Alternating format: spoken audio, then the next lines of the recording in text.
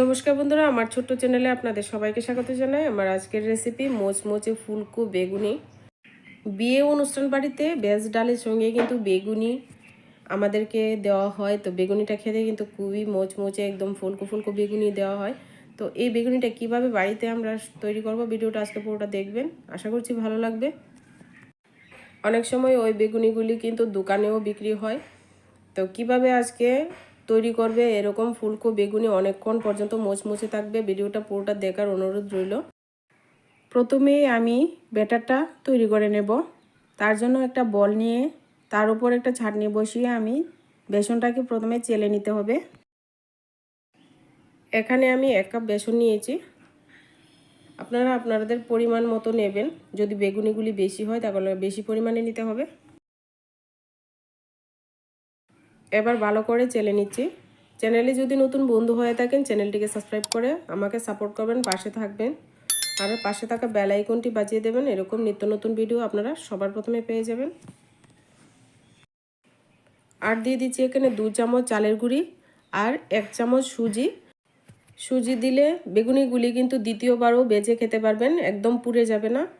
আর বেগুনিগুলি একদম টেস্টি করার জন্য আমি যে উপকরণগুলি দিচ্ছি অবশ্যই আপনারা দেবেন। অনেকেই আছেন বেগুনি শুধু বেসন আর হলুদ গুঁড়ো আর লঙ্কা গুঁড়ো দিয়ে এমনিতেই করে নেন, কিন্তু আমি যে উপকরণগুলি দিচ্ছি এতে করে বেগুনিগুলি কিন্তু অনুষ্ঠান বাড়ির মতো একদম টেস্টি টেস্টি বেগুনি হবে।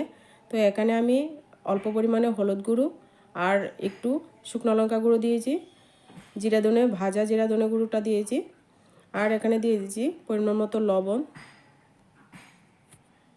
দিয়ে দিচ্ছি অল্প পরিমাণে কালো জিরা,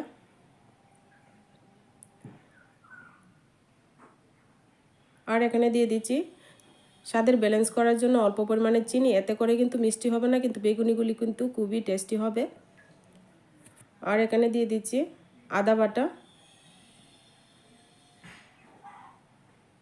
আর সবগুলি উপকরণ আপনাদের পরিমাণ মতো নেবেন, কেননা বেশি কম হতে পারে বেগুনি। তো শুকনো উপকরণগুলি প্রথমে ভালো করে মিশিয়ে নিতে হবে। সব উপকরণ ভালো করে মিশিয়ে নিয়ে এবার আমি অল্প অল্প জল দিয়ে একটা ব্যাটার তৈরি করে নেব। আর প্রথমে একেবারে জল দিতে যাবেন না, এতে করে ব্যাটারটা পাতলা বা ঘন হয়ে যেতে পারে। তো প্রথমে আমিও অল্প পরিমাণে দিয়েছি, তো একটু মিশিয়ে নিচ্ছি, তারপর আবার লাগিয়ে দেব। তো আবারও কিছু জল দিয়ে দিলাম।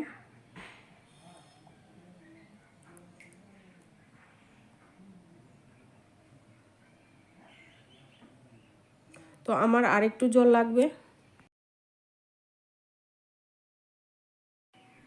এবার কিন্তু ব্যাটারটাকে ভালো করে গুলে নিতে হবে, যাতে করে কোনো রকম একদম লাম্পস না থাকে। এইভাবে ব্যাটারটাকে প্রথমে গুলে নিয়ে এবার আমি রেস্টে রেখে দেব ঢাকনা দিয়ে। ব্যাটারটা গুলা হয়ে গেলে এবার আমরা দ্বিতীয় কাজে চলে যাব। আমরা অনেকেই আছি বেগুনি কিন্তু কাটতে পারি না, মানে ঠিকঠাকভাবে হয় না। তো আমি এখানে 2টো বেগুন নিয়েছি, তো বেগুন কাটাটা একটু দেখিয়ে দিচ্ছি। আমরা অনেকেই আছি বেগুনটা ভারী করে কাটি, তার জন্য কিন্তু বেগুন ঠিকঠাকভাবে বেগুনিগুলি ফুলে না, একদম মোটা মোটা হয়ে থাকে। প্রথমে উপরের বাকলটা কিন্তু ফেলে দেব, তারপর বেগুনিগুলি কাটবো। তো বেগুনিগুলি কতটুকু পরিমাণে পাতলা রাখবেন এটা দেখে আপনারা বুঝে নেবেন। তো আমি ছুরি দিয়ে করছি, বটি দিয়েও কিন্তু সুন্দরভাবে বেগুনিগুলি করা যায়।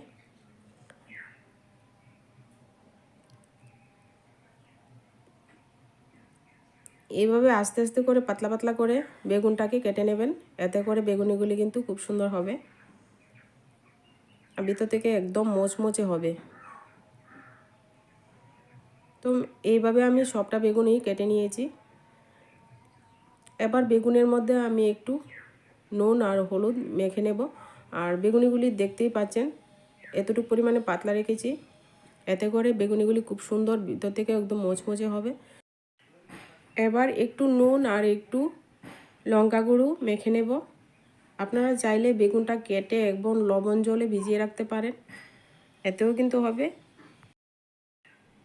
এইভাবে একটু নুন আর লঙ্কা গুঁড়ো যদি এইভাবে মেখে নেন, এতে করে বেগুনিটা ভিতর থেকেও কিন্তু খুবই টেস্টি টেস্টি একটা ভাব চলে আসে। আমি যেভাবে করছি বন্ধুরা সেমভাবে করবেন, দেখবেন বেগুনি কিন্তু খেতেও ভালো লাগবে, একদম মচমচে ফুলকো বেগুনি তৈরি হবে। এবার যে আমরা ব্যাটারটা গুলে রেখেছিলাম সেই ব্যাটারের মধ্যে অল্প পরিমাণে তেল মিশিয়ে নেব। তেল দিলে বন্ধুরা বেগুনি ভাজার সময় তেলটা কম টানবে। বেগুনি ভাজার জন্য যে তেলটা চুলায় বসিয়ে রেখেছি সেখান থেকে তুলে আমি 2 চামচ তেলটা দিয়ে দিলাম গরম। একটু হালকা গরম তেলটা দিলেই চলবে। আবারও ভালো করে মিশিয়ে নিচ্ছি। আর এই মেশানোর কাজটা কিন্তু ভালো করে করতে হবে। যত ভালো মেশানো হবে বেগুনিগুলো কিন্তু ততটাই একদম মচমচে হবে। আর এখানে আমি হাফ চামচ বেকিং পাউডার দিয়ে দিয়েছি। বেকিং পাউডার যদি বন্ধুরা আপনাদের হাতের কাছে না থাকে না দিলেও চলবে, এতে করেও কোনো সমস্যা হবে না, কিন্তু বেগুনিগুলো কিন্তু খুবই সুন্দর হবে। এবার পাউডারটাকে ভালো করে মিশিয়ে নিচ্ছি। এই মেশানোর কাজটা কিন্তু ভালো করে করতে হবে। ব্যাটার একদম রেডি। তো কিভাবে বুঝবেন যে ব্যাটারটা রেডি হয়ে গেছে, তো আমি দেখিয়ে দিচ্ছি। আমি একটা আঙ্গুল ডুবিয়ে দেখিয়ে দিচ্ছি।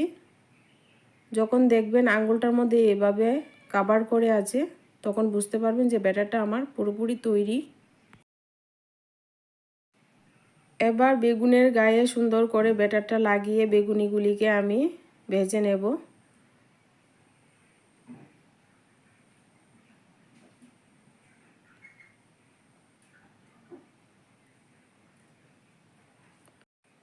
তো বন্ধুরা আমি সাদা তেল আগে থেকে বসিয়ে দিয়েছি, একদম গরম হয়ে গেছে তেল। তো এই পর্যায়ে চুলার আঁচটাকে কিন্তু একদম বাড়িয়ে রেখেছি। প্রথম অবস্থায় এইভাবে বাড়িয়ে রাখতে হবে। বেগুনি কিন্তু একদম পুড়বে না, একদম বাড়িয়ে রেখে দেবে। এবার আমি আস্তে আস্তে বেগুনিগুলিকে ভেজে নেব যতক্ষণ না পর্যন্ত সুন্দর একটা কালার চলে এসছে।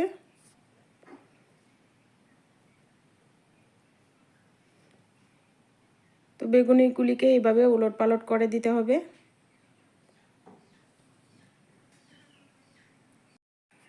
তো দেখো বন্ধুরা কত সুন্দরভাবে বেগুনিগুলি একদম ফুলকো ফুলকো হয়ে একদম মুচমুচে হয়ে গেছে। তো এইভাবে লালচে লালচে কালার করে আমি একটু বেগুনিগুলিকে ভেজে নেব।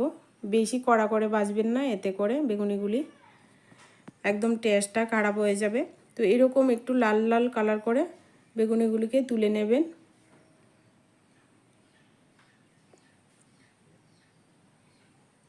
তো বন্ধুরা কেমন লেগেছে আমার বেগুনির রেসিপি অবশ্যই কমেন্ট করবেন, ভালো লাগলে একটা লাইক করে দেবেন। আর আমার এই ছোট্ট চ্যানেলটিকে সাবস্ক্রাইব করে দেবেন, সাবস্ক্রাইব করে পাশে থাকা বেল আইকনটি বাজিয়ে দেবেন। এতে করে আমার চ্যানেলের ভিডিওগুলি আপনারা সবার প্রথমে পেয়ে যাবেন। এভাবে সমস্ত বেগুনিগুলি আমি ভেজে নেব। তো বন্ধুরা আমি ভেজে নিয়েছি আর দেখিয়ে দিচ্ছি কতটা মুচমুচে হয়েছে। আজকের ভিডিওটা এই পর্যন্তই, দেখা হচ্ছে নেক্সট ভিডিওতে।